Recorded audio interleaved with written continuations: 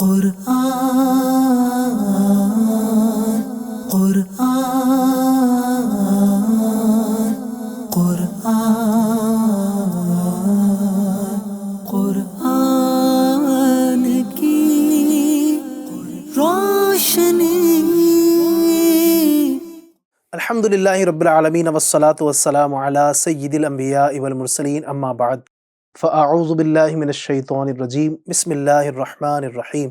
الصلاة والسلام علیک یا رسول اللہ وعلی آلک واصحابک یا حبیب اللہ۔ الصلاة والسلام علیک یا نبی اللہ وعلی آلک واصحابک یا نور اللہ۔ فرمان مصطفیٰ صلی اللہ تعالی علیہ وآلہ وسلم ہے، جس نے کتاب میں مجھ پر درود پاک لکھا تو جب تک میرا نام اس میں رہے گا فرشتے اس کے لیے استغفار یعنی مغفرت کی دعا کرتے رہیں گے۔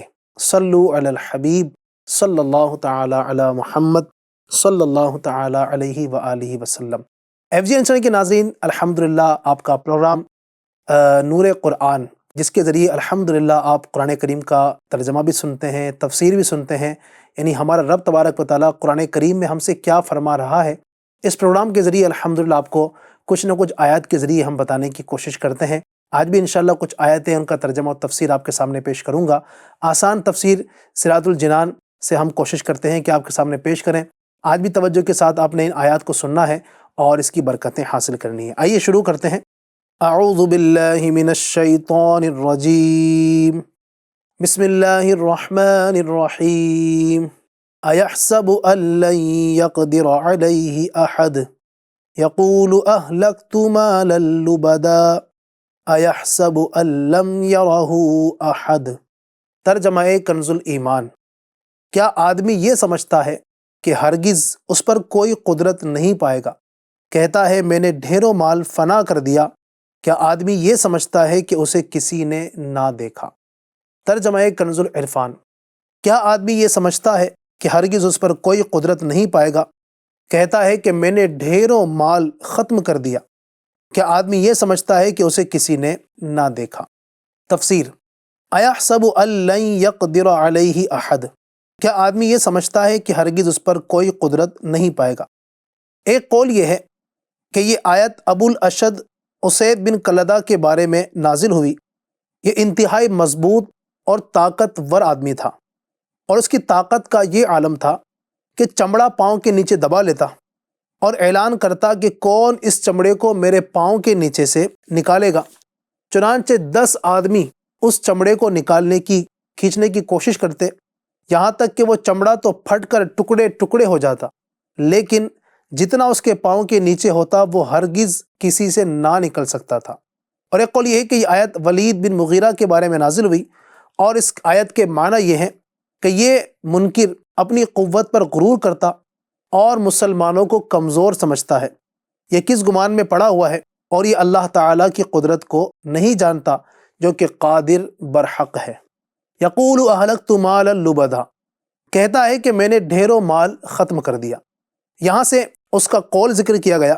چنانچہ اس آیت اور اس کے بعد والی آیت کا خلاصہ یہ ہے کہ وہ منکر کہتا ہے کہ میں نے نبی کریم صلی اللہ علیہ وسلم کی عداوت اور دشمنی میں لوگوں کو دے کر ڈھیروں مال ختم کر دیا تاکہ وہ لوگ حضور اقدس صلی اللہ تعالی علیہ وآلہ وسلم کو تکلیف پہنچائیں۔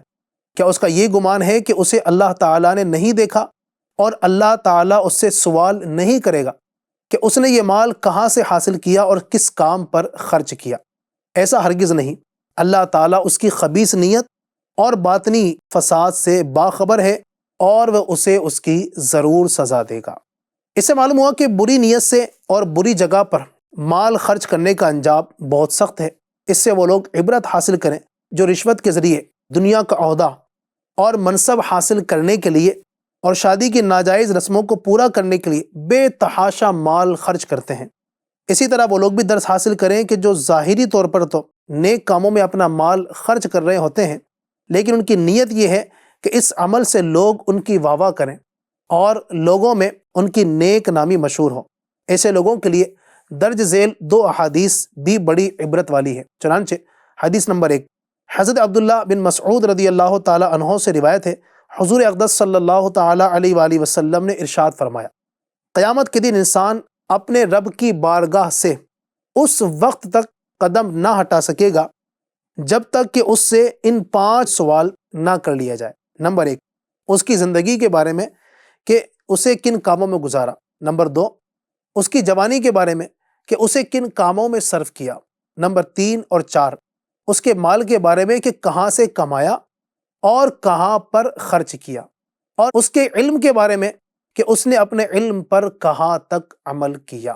دوسری حدیث پاک حضرت شداد بن اوس رضی اللہ تعالی عنہ سے روایت ہے کہ رسول رحمت صلی اللہ تعالی علیہ وآلہ وسلم نے ارشاد فرمایا، جس نے دکھاوے کے لیے یعنی لوگوں کو دکھانے کے لیے روزہ رکھا تو اس نے شرک کیا، جس نے دکھاوے کے لیے نماز پڑھی تو اس نے شرک کیا، اور جس نے ریاکاری کرتے ہوئے صدقہ کیا تو اس نے شرک کیا۔ اللہ تعالیٰ ایسے لوگوں کے حال پر رحم فرمائے اور انہیں اپنی بگڑی عادتیں اور خراب حالات درست کرنے کی توفیق عطا فرمائے۔ أَلَمْ نَجْعَلْ لَهُ عَيْنَيْنِ وَلِسَانًا وَشَفَتَيْنِ وَهَدَيْنَاهُ النَّجْدَيْنِ۔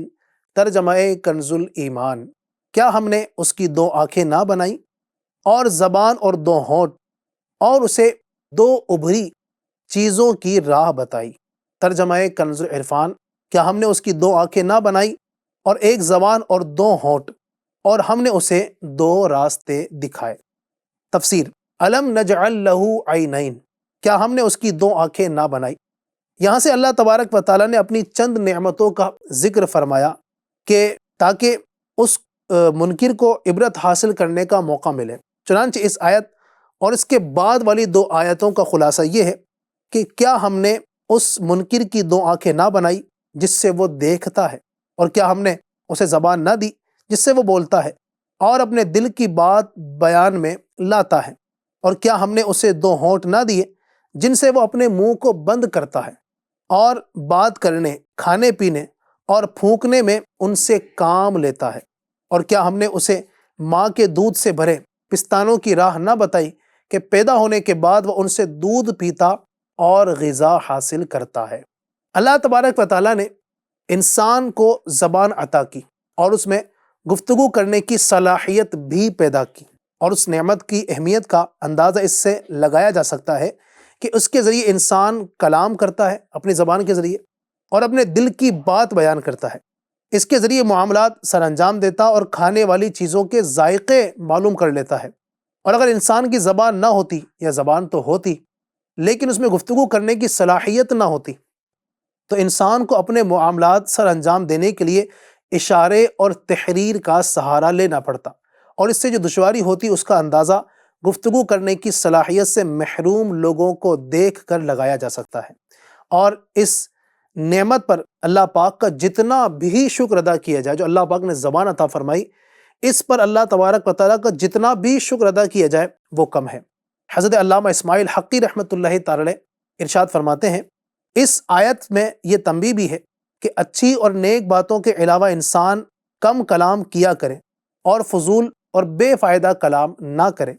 اور اللہ تبارک و تعالیٰ نے جو زبان کو منہ کے اندر رکھا اور اس کے آگے 2 ایسے ہونٹ بنا دیے جنہیں کھولے بغیر کلام ممکن نہیں، اس میں یہی حکمت ہے تاکہ بندہ اپنے ہونٹوں کو بند کر کے ان سے کلام نہ کر سکنے پر مدد بھی حاصل کرے۔ اور بکثرت احادیث کریمہ میں بھی زبان کی حفاظت کرنے کی ترغیب اور خاموش رہنے کی فضیلت بیان کی گئی ہے۔ یہاں ان میں سے 5 حدیثیں ملاحظہ ہوں۔ چنانچہ حضرت عقبہ بن عامر رضی اللہ تعالیٰ عنہ فرماتے ہیں، میں نے رسول پاک صلی اللہ تعالیٰ علیہ وآلہ وسلم کی بارگاہ میں حاضر ہو کر عرض کی، نجات کا ذریعہ کیا ہے؟ نجات کا ذریعہ کیا ہے؟ ارشاد فرمایا، اپنی زبان کو قابو میں رکھو اور تمہیں تمہارا گھر کافی ہے، اور اپنی خطاؤں پر رو۔ 2، حضرت ابو سعید خدری رضی اللہ تعالیٰ عنہ سے روایت ہے کہ کہتے ہیں، نبی اکرم نور مجسم صلی اللہ علیہ وآلہ وسلم نے ارشاد فرمایا، جب انسان صبح کرتا ہے تو سارے اعضاء، پارٹس آف باڈی، زبان کی خوشامد کرتے ہیں اور اس سے کہتے ہیں، ہمارے بارے میں اللہ پاک سے ڈر کہ ہم تیرے ساتھ ہیں، تو سیدھی رہے گی تو ہم سیدھے رہیں گے، اور اگر تو ٹیڑھی ہوگی تو ہم ٹیڑھے ہوں گے۔ نمبر 3، حضرت سفیان بن عبداللہ ثقفی رضی اللہ تعالیٰ عنہ فرماتے ہیں، میں نے عرض کی، یا رسول اللہ صلی اللہ تعالیٰ علیہ وآلہ وسلم، جن چیزوں کا آپ مجھ پر خوف کرتے ہیں ان میں زیادہ خطرناک کیا چیز ہے؟ تو آپ صلی اللہ علیہ وآلہ وسلم نے اپنی زبان پکڑی اور فرمایا یہ، یعنی تمہاری زبان سب سے زیادہ خطرناک ہے۔ 4، حضرت عبداللہ بن عمرو رضی اللہ تعالیٰ عنہما سے روایت ہے، حضور پر نور صلی اللہ علیہ وآلہ وسلم نے ارشاد فرمایا، جو خاموش رہا وہ نجات پا گیا۔ 5، حضرت عمران بن حسین رضی اللہ تعالیٰ عنہ سے روایت ہے، نبی کریم رؤوف الرحیم صلی اللہ تعالیٰ علیہ وآلہ وسلم نے ارشاد فرمایا، انسان کا خاموشی پر ثابت رہنا 60 برس کی عبادت سے افضل ہے۔ اللہ اکبر۔ اللہ تعالیٰ ہمیں زبان جیسی عظیم نعمت کی اہمیت کو سمجھنے، اس نعمت کے ملنے پر اللہ پاک کا شکر ادا کرنے، فضول اور بیکار باتوں اور ناجائز کلام سے اس کی حفاظت کرنے کی توفیق عطا فرمائے، آمین۔ وَهَدَيْنَاهُ النَّجْدَيْنِ، اور ہم نے اسے 2 راستے دکھائے۔ یہاں آیت میں نجدین کے بارے میں مفسرین کا ایک قول یہ ہے کہ اس سے ماں کی دونوں چھاتیاں مراد ہیں، اور ایک قول یہ ہے کہ اس سے اچھائی اور برائی کے 2 راستے مراد ہیں جو جنت یا جہنم تک پہنچاتے ہیں۔ صلو علی الحبیب صلی اللہ تعالی علی محمد۔ آئیے نیکی کی دعوت کی کچھ مدنی پھول آپ کے سامنے پیش کرتا ہوں، توجہ کے ساتھ یہ بھی سماعت فرمائیں۔ فرمان مصطفیٰ صلی اللہ تعالی علیہ وآلہ وسلم ہے، اس شخص کی ناک خاک آلود ہو جس کے پاس میرا ذکر ہو اور وہ مجھ پر درود پاک نہ پڑھے۔ صلو علی الحبیب صلی اللہ تعالی علی محمد صلی اللہ علیہ وآلہ وسلم۔ چل مدینہ کے 7 حروف کی نسبت سے جوتے پہننے کے 7 مدنی پھول۔ دعوت اسلامی کے اشاعتی ادارے مکتبۃ المدینہ کا مطبوعہ 32 صفحات پر مشتمل رسالہ 101 مدنی پھول، صفحہ نمبر 20 سے 22 تک عرض ہے۔ فرمان مصطفیٰ صلی اللہ تعالی علیہ وآلہ وسلم، نمبر 1، جوتے بکثرت استعمال کرو کہ آدمی جب تک جوتے پہنے ہوتا ہے گویا وہ سوار ہوتا ہے۔ آگے مزید مدنی پھول سنتے ہیں۔ جوتے پہننے سے پہلے جھاڑ لیجیے تاکہ کیڑا یا کنکر وغیرہ ہو تو نکل جائے۔ کہتے ہیں کسی جگہ دعوت سے فارغ ہو کر ایک صاحب نے جو ہی جوتا پہنا تو چیخ نکل گئی اور پاؤں خونم خان ہو گیا۔ دراصل بات یہ ہوئی کہ کھانے کے دوران کسی نے نوک والی ہڈی پھینکی تو وہ جوتے کے اندر چلی گئی، اور جوتے پہننے والے نے جوتے جھاڑے بغیر پہنے تو پاؤں زخمی ہو گیا۔ سنت یہ ہے کہ پہلے سیدھا جوتا پہنیے، پھر الٹا، اور اتارتے وقت پہلے الٹا جوتا اتاریے پھر سیدھا۔ فرمان مصطفیٰ صلی اللہ علیہ وسلم ہے، جب تم میں سے کوئی جوتے پہنے تو دائیں یعنی سیدھی جانب سے ابتدا کرنی چاہیے، اور جب اتارے تو بائیں یعنی الٹی جانب سے ابتدا کرنی چاہیے، تاکہ دایاں یعنی سیدھا پاؤں پہننے میں اول اور اتارنے میں آخری رہے۔ نزہۃ القاری میں ہے، مسجد میں داخل ہوتے وقت حکم یہ ہے کہ پہلے سیدھا پاؤں مسجد میں رکھے، اور جب مسجد سے نکلے تو پہلے الٹا پاؤں نکالے۔ مسجد کے داخلے کے وقت اس یعنی جوتے پہننے کی ترغیب والی حدیث پر عمل دشوار ہے۔ اعلیٰ حضرت امام احمد رضا خان رحمۃ اللہ تعالی نے اس کا حل یہ ارشاد فرمایا، جب مسجد میں جانا ہو تو پہلے الٹے پاؤں کو نکال کر جوتے پر رکھ لیجئے، پھر سیدھے پاؤں سے جوتا نکال کر مسجد میں داخل ہو، اور جب مسجد سے باہر نکلیں تو الٹا پاؤں نکال کر جوتے پر رکھ لیجئے، پھر سیدھا پاؤں نکال کر سیدھے جوتا پہن لیجئے، پھر الٹا پہن لیجئے۔ اس طرح انشاءاللہ تبارک و تعالیٰ یہ سنت پر عمل ہو جائے گا۔ حضرت سیدنا ابن جوزی رحمۃ اللہ تعالی علیہ فرماتے ہیں، جو شخص ہمیشہ جوتا پہنتے وقت سیدھے پاؤں سے اور اتارتے وقت الٹے پاؤں سے پہل کرے وہ تلی کی بیماری سے محفوظ رہے گا۔ سبحان اللہ۔ مرد مردانہ اور عورت زنانہ جوتا استعمال کرے۔ کسی نے حضرت سیدنا عائشہ صدیقہ رضی اللہ تعالیٰ عنہا سے عرض کی کہ ایک عورت مردوں کی طرح جوتے پہنتی ہے۔ انہوں نے فرمایا، رسول اللہ صلی اللہ علیہ وآلہ وسلم نے مردانی عورتوں پر لعنت فرمائی ہے۔ صدر شریعہ بدر الطریقہ حضرت علامہ مولانا مفتی محمد امجد علی اعظمی رحمۃ اللہ علیہ فرماتے ہیں، یعنی عورتوں کو مردانہ جوتا نہیں پہننا چاہیے، بلکہ وہ تمام باتیں جن میں مردوں اور عورتوں کا امتیاز یعنی فرق ہوتا ہے، ان میں ہر ایک کو دوسرے کی وضع اختیار کرنے یعنی نقالی کرنے سے ممانعت ہے۔ نہ مرد عورتوں کی طرح کوئی کام اختیار کرے، نہ عورت مرد کی طرح۔ جب بیٹھیں تو جوتے اتار لیجئے کہ اس سے قدم آرام پاتے ہیں۔ استعمالی جوتا الٹا پڑا ہو تو سیدھا کر دیجئے۔ تنگ دستی کا ایک سبب یہ بھی بیان کیا گیا ہے کہ اوندے جوتے کو دیکھنا اور اس کو سیدھا نہ کرنا۔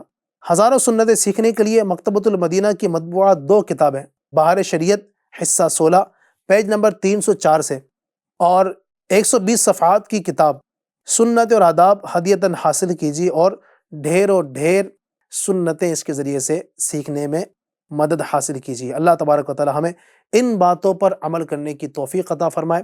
قرآن مجید فرقان حمید کے فیضان سے اللہ ہم سب کو مالا مال فرمائے، آمین، بجاہ النبی الامین صلی اللہ تعالی علیہ وآلہ وسلم۔ یا الہی رحم فرما مصطفیٰ کے واسطے، یا رسول اللہ کرم کیجے خدا کے واسطے، مشکلیں حل کر شہ مشکل کشا کے واسطے، کربلائے رد شہید کربلا کے واسطے، سید سجاد کے صدقے میں ساجد رکھ مجھے، علم حق دے باقر علم ہدا کے واسطے، صدق صادق کا تصدق صادق الاسلام کر، بے غضب راضی ہو کاظم اور رضا کے واسطے، بہر معروف و سری معروف دے بے خود سری، جند حق میں گن جنید باصفا کے واسطے، بہر شبلی شیر حق دنیا کے کتوں سے بچا، ایک کارک عبد واحد بیریا کے واسطے، بلفرح کا صدقہ کر غم کو فرح دے حسن و سعاد، بلحسن اور بو سعید سعد زا کے واسطے، قادری کر قادری رکھ قادریوں میں اٹھا، قدر عبد القادر قدرت نما کے واسطے، احسن اللہ لہم رزقا سے دے رزق حسن، بندہ رزاق تاج الاصفیاء کے واسطے، نصر بھی صالح کا صدقہ صالح و منصور رکھ دے، حیات دین محیے جا فضا کے واسطے، طور عرفان و علو و حمد و حسنہ و بہا دے، علی موسیٰ حسن احمد بہا کے واسطے، بہر ابراہیم مجھ پر نار غم گلزار کر، بھیک دے داتا بھکاری بادشاہ کے واسطے، خانہ دل کو ضیا دے روح ایمان کو جمال، شاہ ضیا مولا جمال الاولیاء کے واسطے، دے محمد کے لیے روزی کا رحمت کے لیے، خان فضل اللہ سے حصہ گدا کے واسطے، دین و دنیا کے مجھے برکات دے، برکات سے عشق حق دے، عشق عشق انتماء کے واسطے، حب اہل بیت دے آل محمد کے لیے، کر شہید عشق حمزہ پیشوا کے واسطے، دل کو اچھا تن کو ستھرا جان کو پر نور کر، اچھے پیارے شمس دی بدر العلا کے واسطے، دو جہاں میں خادم آل رسول اللہ کر، حضرت آل رسول مقتدی کے واسطے، کر عطا احمد رضائے احمد مرسل مجھے، میرے مولا حضرت احمد رضا کے واسطے، پرزیا کر میرا چہرہ حشر میں اے کبریا، شاہ ضیاء الدین پیر باصفا کے واسطے، احینا فی الدین والدنیا سلام بالسلام، قادری عبد السلام خوش ادا کے واسطے، عشق احمد میں عطا کر چشم تر سوزے جگر، یا خدا الیاس کو احمد رضا کے واسطے، صدقہ ان اعیا کا دے چھے عین عز علم و عمل، عفو عرفا عافیت اس بے نوا کے واسطے۔ یا اللہ پاک ان مشایخ کرام کی برکت سے ہم سب کا سینہ مدینہ بنا، ہمارے تمام صغیرہ کبیرہ گناہوں کو معاف فرما، آمین بجاہ النبی الامین صلی اللہ تعالی علیہ وسلم برحمتک یا ارحم الراحمین۔ قرآن قرآن قرآن قرآن کی روشنی